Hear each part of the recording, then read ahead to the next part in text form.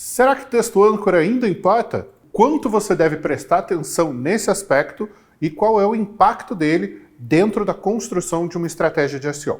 Vamos conversar um pouquinho sobre isso.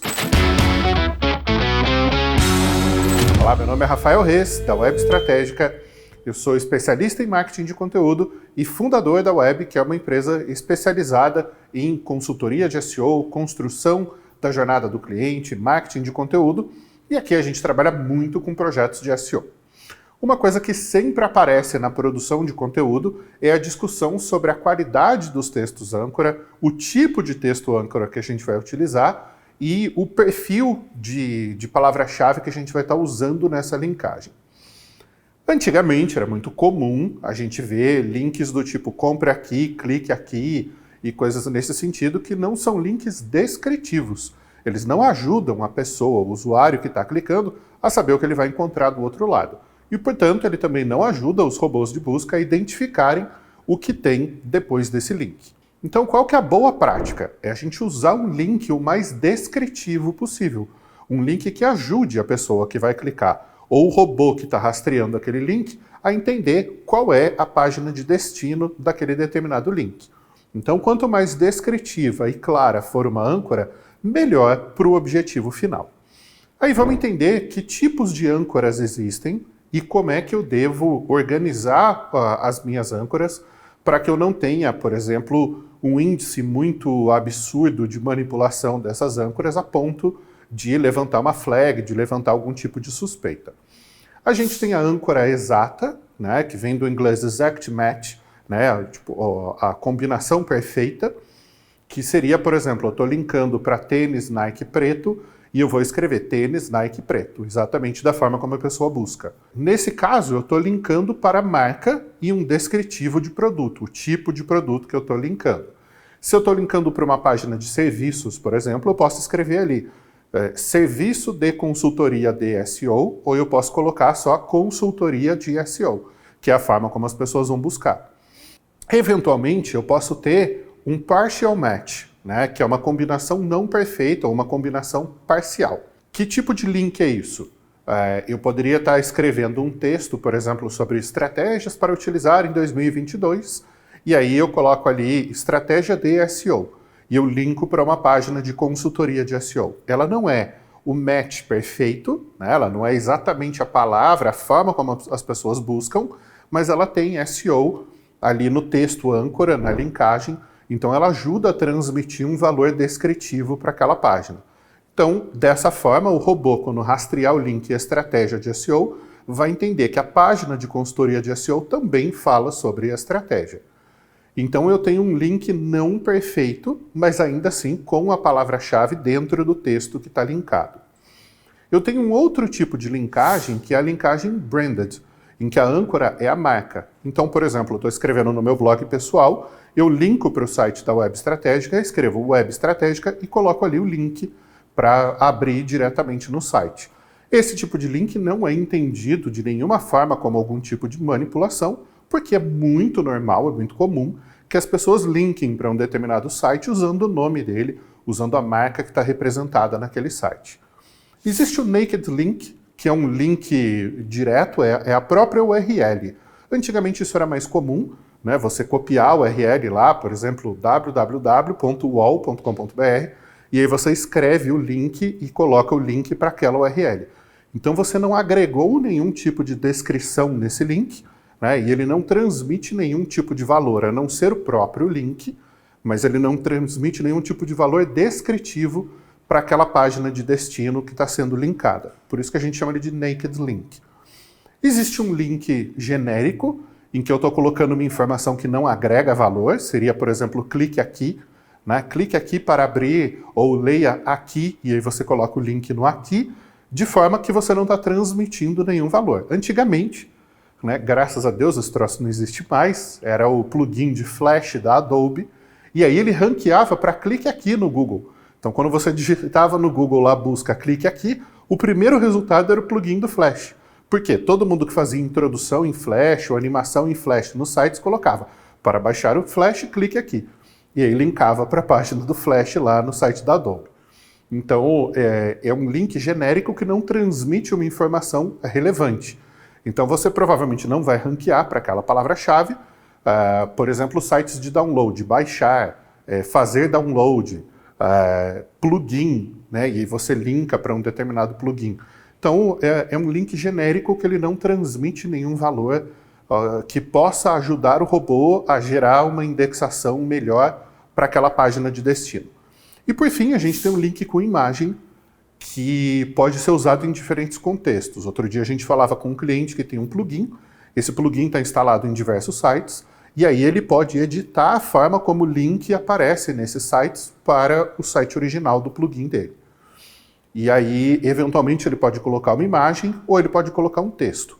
E aí, o que a gente orientou a fazer era colocar a marca do plugin, mas não colocar nenhum descritivo disso que pudesse ser entendido como uma manipulação em escala. Porque a partir do momento que ele muda o link na origem, né, lá no plugin dele, ele muda em centenas, em milhares de sites que estão usando aquele plugin. E aí, a descrição que leva para o site dele mudaria em todos esses sites.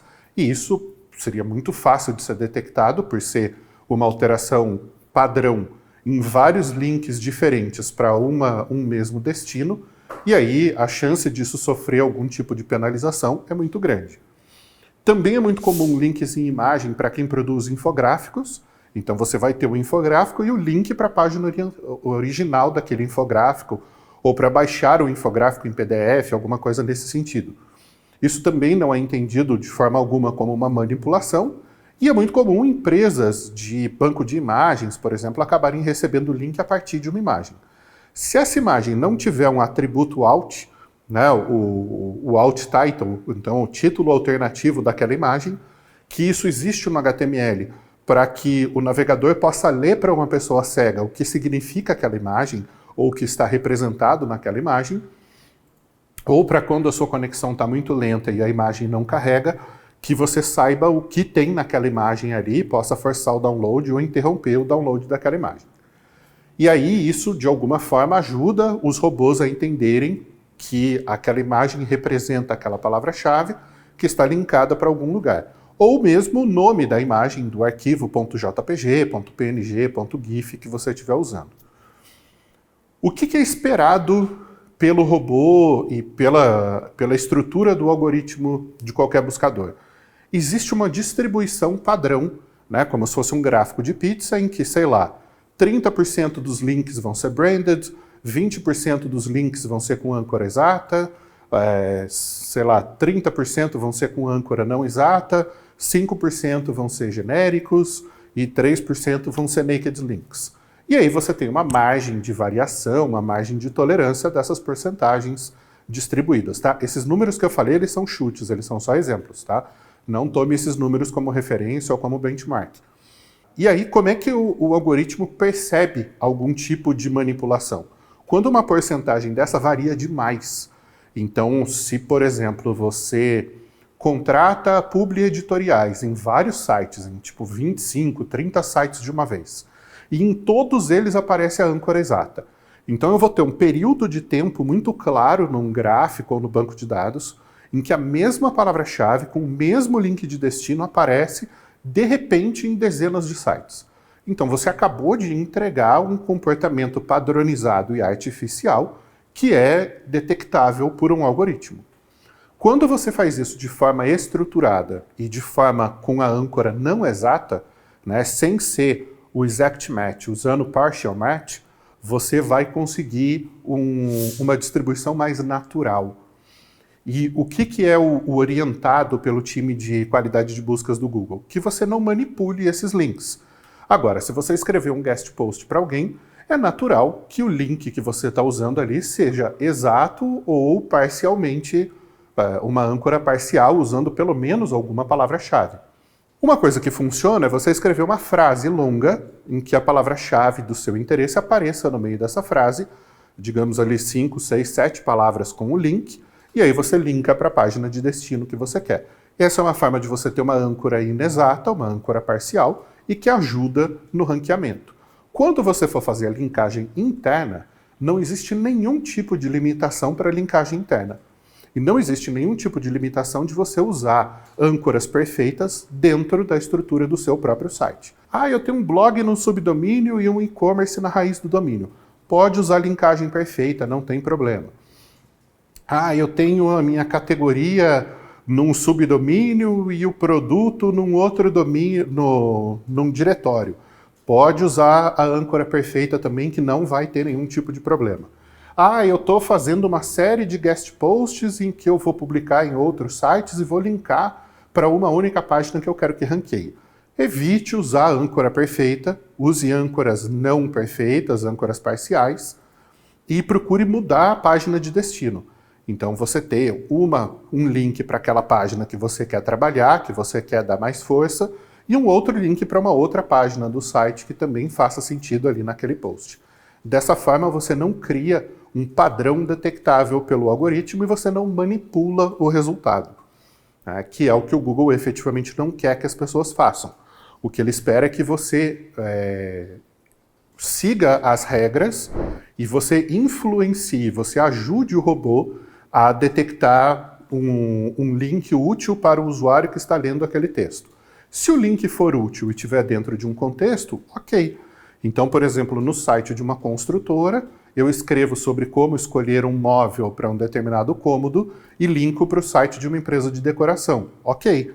São links que fazem sentido, ajudam na experiência do usuário, não tem problema nenhum eu usar uma âncora perfeita. Agora, se eu estiver fazendo isso recorrentemente, em dezenas de sites, mês após mês, a tendência é que em algum momento eu gere uma distorção naquela distribuição padrão de links.